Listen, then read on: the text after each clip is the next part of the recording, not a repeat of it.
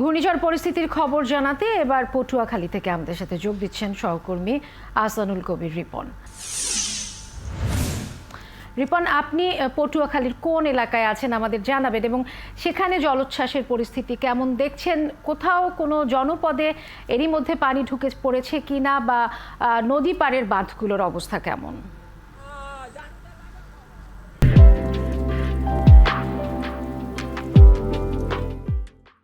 বুশরা, আপনি যেমনটা বলছিলেন, আমি এই মুহূর্তে পটুয়াখালীর পায়রা নদীর পাড়ে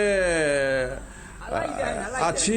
এখানে একটি বেড়িবাঁধ, অর্থাৎ এখানে ইটবাড়িয়া ইউনিয়নের ধনখালী গ্রামের একটি বেড়িবাঁধ দুপুরবেলা ছুটে গেছে। এই বেড়িবাঁধটির উপরে একটি রাস্তা ছিল, সেই রাস্তাটি ছিঁড়ে গেছে।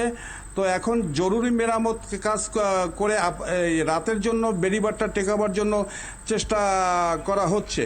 আর এখানকার যে ইউপি সদস্য মিলন খান, সে আমাকে জানিয়েছে শুধু এটাই নয়, ইটবাড়িয়া এই ইউনিয়নের সামনের আরেকটি পয়েন্ট রয়েছে মিলঘর, সেই মিলঘরেও একই অবস্থা, সেখানেও একটি বেড়িবাঁধ ঝুঁকির মুখে পড়েছে। সেটাও এই রাতে টিকবে কিনা সেটা অনিশ্চয়তার মধ্যে পড়েছে। এছাড়া নদীর ওপারে আরেকটি পয়েন্ট রয়েছে গিলাবুনিয়া খেয়াঘাট, সেখানেও একটি বেড়িবাঁধ 3-এর 2 অংশ ছুটে গেছে, সেটাও এই রাত্রে ঝুঁকির মুখে রয়েছে।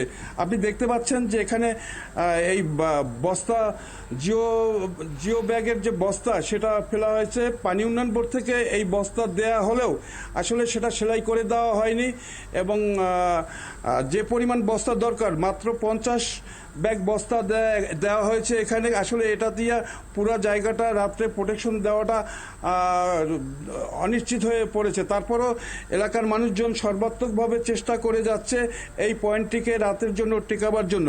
তো এ ব্যাপারে আমরা একটু এই এলাকার যে ইউপি সদস্য মিলন খান, তার সাথে কথা বলবো, এই এলাকার মানুষ এই অবস্থায় কি অবস্থায় আসে সেটা জানার জন্য। আচ্ছা, এখন কি অবস্থায় আছে আপনার এলাকার মানুষ? আমাদের আসলে এইটা যে দুপুরে যে জোয়ার আসছে, আসলে আমরা যাই না, এত পানি আমরা কোনোদিন দেখি নাই। এই যে পানি আসছে, এই দুপুরে পানি দিতে মানে হয়তো নির্দেশ চেলা হইয়া এটা ছুটে গিয়েছে, কিন্তু এটা আমরা রাত্রের জন্য টেকানোর জন্য একটু করতে আসি। পরবর্তীতে কি হবে জানি না। এদের না টিকায় তাইলে আমাদের এই ঘরগুলো যত লোকজন আছে তার জানমালের কোনো নিরাপত্তা নাই। শুধু তাই না, আমাদের এই স্কুলে যে ধনখালী সরকারি প্রাথমিক বিদ্যালয়, একটা সাইক্লোন সেন্টার 6 থেকে 7 বছর ধরে পড়ে রয়েছে। আসলে আমরা অনেক দরখাস্ত করছি, অনেক অভিযোগ দিচ্ছি, কোনো উন্নয়ন হচ্ছে না। আজকেও আপনাকে ধন্যবাদ। বুশরা, আপনি শুনতে পাচ্ছিলেন। জি রিপন, আমরা দেখছিলাম বাঁধ ভেঙে কিভাবে পানি আসছে। অনেক ধন্যবাদ আপনাকে। নিশ্চয়ই পরবর্তীতে ফিরবো আবার আপনার কাছে।